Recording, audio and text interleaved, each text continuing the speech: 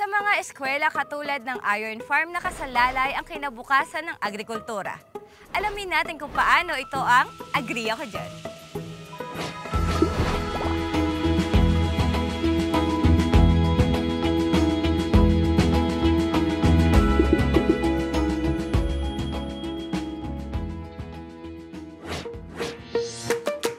Si Darwin Managua ay isang dating accountant na nagtrabaho pa sa Middle East.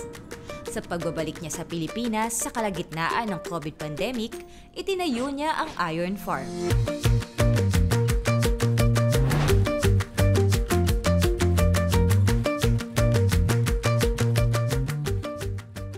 Sir Darwin, nandito tayo sa inyong farm na tinatawag niyong Iron Farm. Po, yes. Saan po galing yung pangalan na Iron Farm?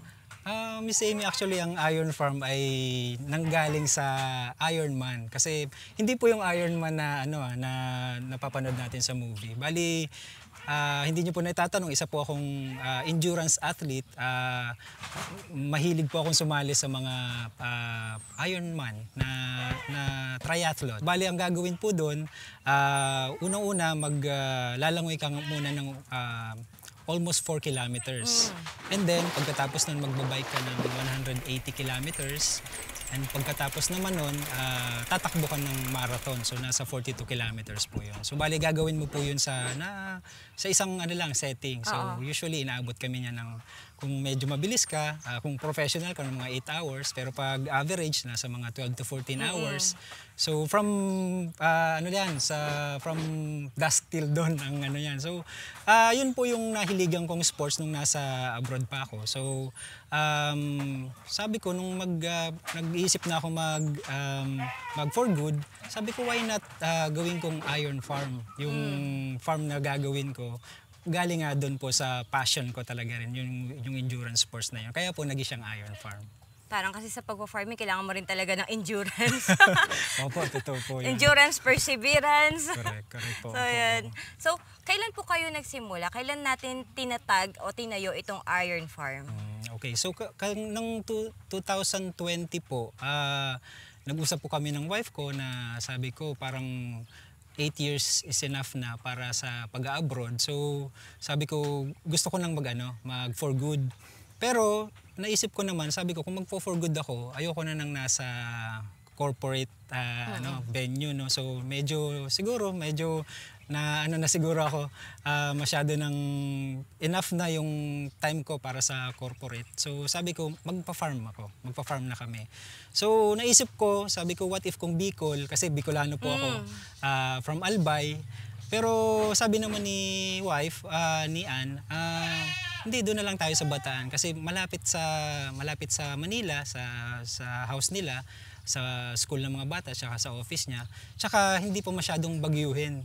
So maganda yung climate dito. So sabi ko, So kaya nag-start po kami dito na nag-farm.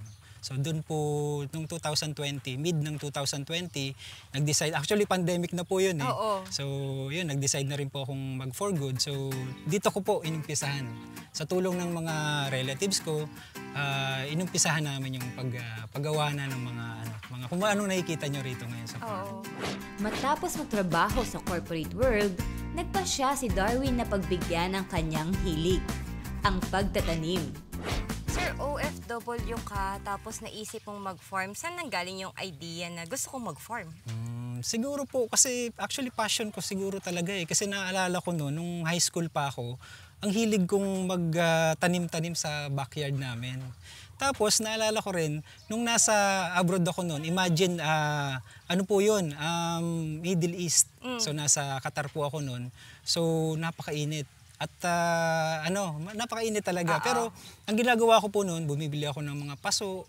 Tapos nagtatanim po ako ng mga kung ano-ano, kamote, kangkong. So talagang passion ko rin po talaga siguro. Kaya yun, kaya talagang nag-venture ako. Hindi niyo po na itatanong, isa po akong certified public accountant, pero ang layo. Pero lagi ko pong sinasabi pag may mga talk kami, na talagang, sabi ko, CPA is my profession, but farming is my passion. Bagamat isang magbubukid na si Darwin, malaking tulong din ang kanyang dating trabaho sa pagpapatakbo ng kanyang farm. So So CPA, ikaw ay nagbibilang at nagko-compute. Pero dito sa farm, kailangan din naman yan eh. Kailangan po. Kasi yung iba na ikikita lang nila yung farming as a hobby. Pero sa totoo lang, farming po is a business. Correct. So yung background mo as CPA is malaking Nagagamit factor ko rin yan. naman po. Opo, para dito, hindi lang sa pag-cultivate ng lupa, kundi paggawa ng plano para Yes, sa... may negosyo kasi ito eh. Yun yung nakakalimutan natin. Minsan gusto ko naman talaga magtanim.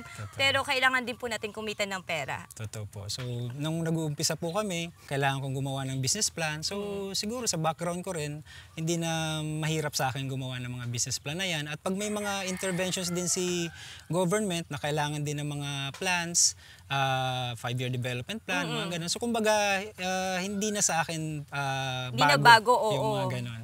So, siguro yun din yung advantage na pagiging isang accountant na yun yung naging linya ko dati.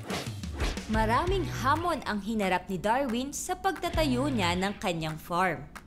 Sa ngayon ba, Sir Darwin, madali bang magtayo ng farm dito sa bansa natin? Ayan, ibinuo ko na ha. Well, to be honest po, medyo mahirap kasi maraming factors eh. Well, bukod sa, syempre, kailangan mo ng kapital, kailangan mo ng medyo malaking investment, depende sa plano mo. So, pero siguro, kung talagang nandyan yung pagtsatsaga mo, nandyan yung passion mo, at syempre, nandun na rin yung parang kagustuhan mong makatulong ba sa agrikultura sa Pilipinas, ay sa tingin ko naman kahit mahirap, ay nakakaraos naman, napapadali naman yung mga yan.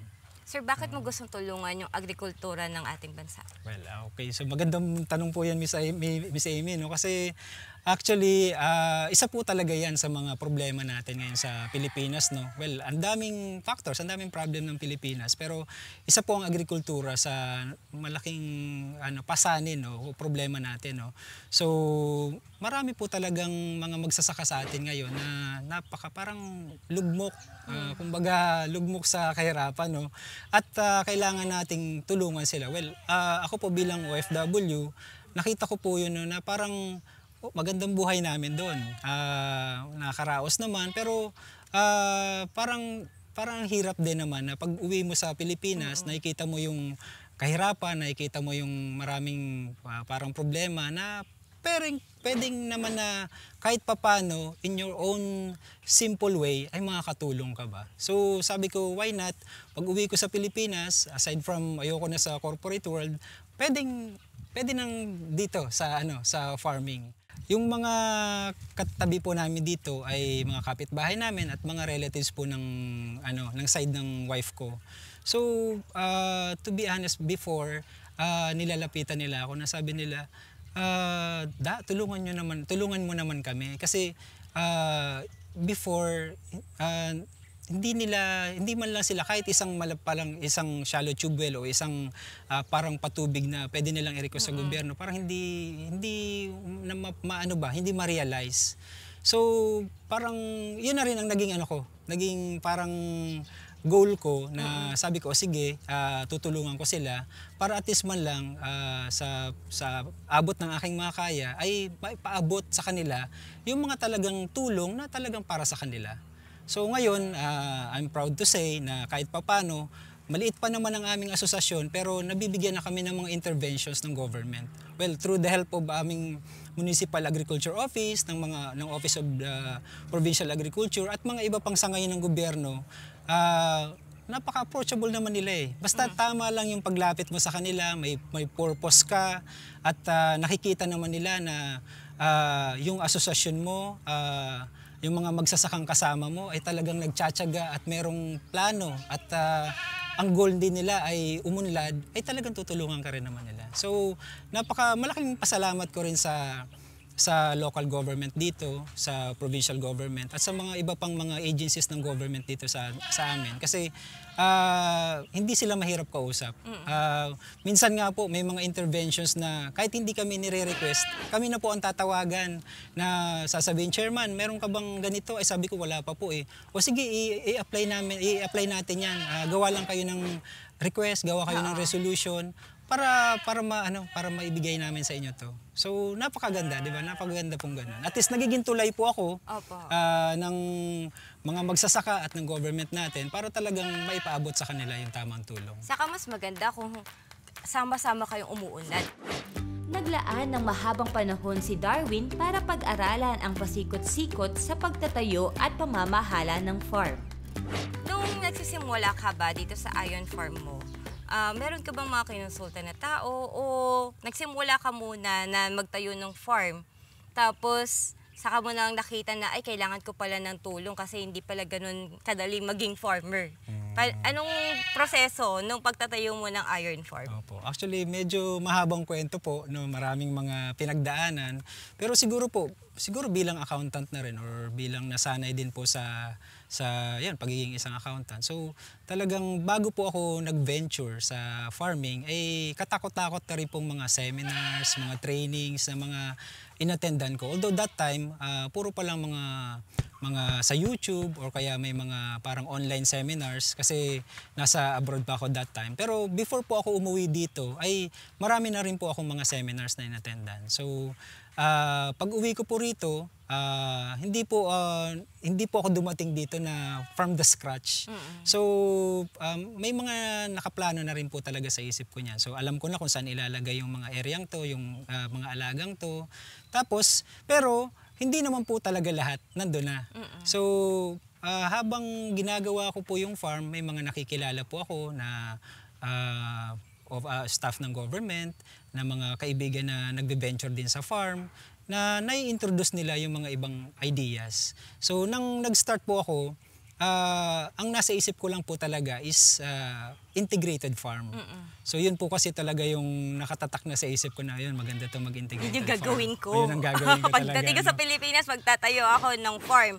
Integrated. Correct, Ganon. opo. So maraming challenges hanggang sa may time po na naparami ko na po yung chicken namin. So yung free range chicken namin umabot na ng mga 300 plus. So nagsimula ka sa chicken? Yes po, opo. So yun po yung unang naparami ko. So pero meron na rin po ako that time na siguro mga 10 pa lang na kambing, tapos mga siguro 20 pa lang na rabbits. Pero yung chicken talaga yung dumami lahat.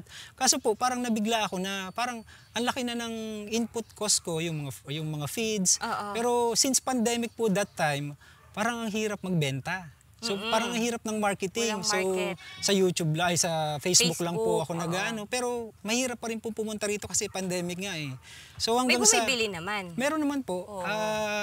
Medyo mahal nga lang po ang free range kasi nga po hindi gaya ng mga 45 days na yan na may kamahalan po talaga yung heritage breeds, lalo pa yung mga inalagaan ko. So hanggang sa medyo nag-scale down ako ng konti at hanggang sa yun po, nag-seminar din ako, na-introduce ako sa ATI, nasabi sa akin na ayun, mag-training ka sa ganito. Hanggang sa unti-unti po na parang na-feel ko na parang mas maganda nga tong learning site tsaka farm school. So hanggang sa yun na po yung naging target ko. So naging parang other income ko na lang po yung mga pagbebenta. Kasi ngayon ang focus po ng Ion Farm ay more on demo farm po siya, demo area ng mga farm animals saka ng mga crops. Kaya kung makikita nyo po, parang merong ditong a bit of so many things, no? Pero hindi po talaga mass production. So kasi yun po talaga ang target namin. Kasi ngayon po, presently, may mga mga courses na ng TESDA, madagdagan pa po namin yung mga courses na para may offer namin na mas marami pang mga agriculture courses na pwedeng may offer sa mga magsasaka, sa mga katabi namin dito. At lalo na po sa mga kabataan na mga parang ang iniisip nila hindi magandang pagsasaka. Pangit ang boring. Maglulupa ako. Opo, Bayan. Madumi. Walang pera dyan. Parang chine-change namin yung mindset nila na sana mag-venture sila sa farming kasi hindi to boring, hindi to madumi. Madumi pero mag-i-enjoy kayo at may pera dito. Dahil ilan lamang ang mga tauhan ni Darwin, small scale pa ang Ion Farm. Pero sa kinabukasan, plano niyang palakihin ito. So dito sa farm natin, ano-ano yung meron? Saka, paano ba natin ito na-manage? Meron ka bang mga tao? Ilan ng taon na meron ka dito na tumutulong sa'yo? Well, presently po, meron akong 3 farm workers, so mga kasama ko. Actually, mga kababayan ko rin po sila sa Bicol. Plus yung mga relatives ko po, yung mga pinsan ko, sila rin po yung mga hanggang ngayon nagko-construct ng mga like yung training hall, yung mga ibang ginagawa po namin dito, sila po yung gumagawa na para medyo nakakatipid na rin. Tapos, meron po kami ditong 2 scholars ng interns ng nagaling po sa Agricultural Training Institute sa ATI, tapos sa NOAP, sa National Organic Agriculture Program. Bali, isa po ang Ion Farm sa farm partner ng programa na yon. So meron po kami ditong 2 interns na dito po nagtitraining. Ginaguide po namin sila para matuto sila ng organic farming. Ayan po. Sa tingin ko, for now, enough na po yun yung mga farm workers namin. Pero siguro habang nag-e-expand, kailangan talaga namin magdagdag pa. Opo. Ano-ano yung meron tayo dito? Ano yung mga alaga at tanim? Kasi parang sa likuran ko merong maingay na kambing. Opo. Ano pa yung meron maliban dito sa kambing? Opo. So bali, ang Ion Farm po kasi, ma'am, ang concept namin is integrated farm. So, nung inumpisahan po namin to, so meron kaming mga free-range chicken, meron din po kami dun sa free-range chicken na yun, may mga katabing mga pabo, mga gansa, tapos meron din po kaming ostrich. Tapos dito naman po sa area na to, meron po kami ng mga kambing, may tupa, may mga large ruminants, yung mga baka. Tapos sa ibang area, meron din po kaming rabbit area. Tapos doon naman po sa dulo, meron po kami doon na aquaculture. So, nag-aalaga po kami ng mga hito, minsan tilapia. So, yun po yung mga inaalagaan namin dito. Well, of course, meron din po kami mga crops na tinatanim. So, kung ano-ano pong mga high-value crops like sili, talong, depende po sa season. Opo. So, yun po yung mga makikita dito sa farm. Dito sa Ion Farm, tinutulungan nila Darwin ang mga magsasaka sa pamamagitan ng training at pagbibigay ng mga karagdagang kaalaman. So dun sa mga, sabi nyo, mga kabataan, so dito ba yung school natin open to sa, paano ba itong nagkakaroon ng estudyante? Kasi nung papunta kami dito, sabi ko nga, parang, ang layo pala na to. Parang yung daan din, hindi pa din ganun ka-develop. Pero paano tayo nagkakaroon ng estudyante? Yes. Bali po, ang ideal po kasi talaga sa isang farm school ay dapat talaga nasa gitna siya ng bukirin. Which is ito naman. Opo, tama naman. Kasi kung ilalagay mo po siya sa medyo urban area, wala yung market mo doon, wala yung mga magsasaka. Kasi mas mahirap pa silang pupunta doon. So talaga po, siguro very conducive naman po yung Ion Farm. Kasi po halos 360, tumingin po kayo sa palibot. Lahat po yan mga sakahan. So lahat po yan mga magsasaka. So yun po talaga yung target market namin. At yun ang gusto naming tulungan. Ito yung mga magsasaka na noon pa. Correct, Tapos tinuturuan natin ngayon sa farm school. Yes po. Bakit kailangan nating turuan yung mga dati nang nagsasaka? Okay, so magandang tanong po yan, Miss May, no? Kasi ang mga magsasaka kasi natin, nandun na yung yung talent nila or yung know-how nila, yung knowledge nila sa pagsasaka. Pero ang target po kasi natin ngayon, hindi lang yung ma-maintain lang yung production, kundi mas dumami pa. Kung kaya pang maging 100% increase ng production, so yun po talaga ang target ng government natin. So kaya ang role po namin ng mga farm schools ay para mas palakihin pa ang production nila at mas matutunan nila yung mga makabagong teknolohiya na hindi po tayo magfo-focus na lang doon sa traditional na napakahirap nga naman talagang gawin. Kasi kung yung mga traditional ginagawa po doon, dati manual na pagtatanim. So ngayon po ginagamit na natin yung mga machineries. So kaya nga po, in that way, na i-encourage natin yung mga kabataan na mga anak ng mga magsasaka, apo ng mga magsasaka, at iba pang mga nakakita na ay, enjoy din pala ang farming. So ibig sabihin ba, sir, pagka yung magsasaka, umaten sa klase mo, may bit-bit siyang isa na anak niya, tama ba ako? Pwede Meron rin bang po. ganun na Actually, nangyayari? allowed din po sila na yung mga dependents nila pwedeng Sumama sa klase. Opo. So kaya hindi lang po talaga siya yung magsasaka lang ang pwedeng magklase. Pwede rin po yung mga dependents nila. Pwede rin po halimbawa yung isang land, may mga tenants po yan. So kahit hindi nila pagmamay-ari yun, basta sinasaka nila, tinitil nila yung land, pwede po sila mag-aral.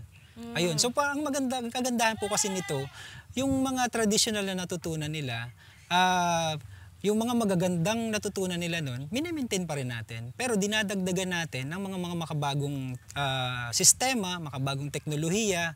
So kaya pag pinagsama mo po yun, talagang ang tendency ay Malaking production. tataas ang production. At Oo. syempre, tataas ang kita. Oo. Na yun naman talaga yung goal Yun po ang natin sa ating pinaka-goal pagtatanim namin. at pagsasaka. Correct. Yun Diba? po yung pinaka-goal ng Department of Agriculture at yun din po ang pinaka-goal ng every farmer po na makikita natin. Diba? Ang goal naman po natin, yung mga nanay at tatay ng pamilya, hindi lang po yung parang makakain ng 3 beses sa isang araw. Syempre, kailangan po nating pag-aralin ng ating mga anak.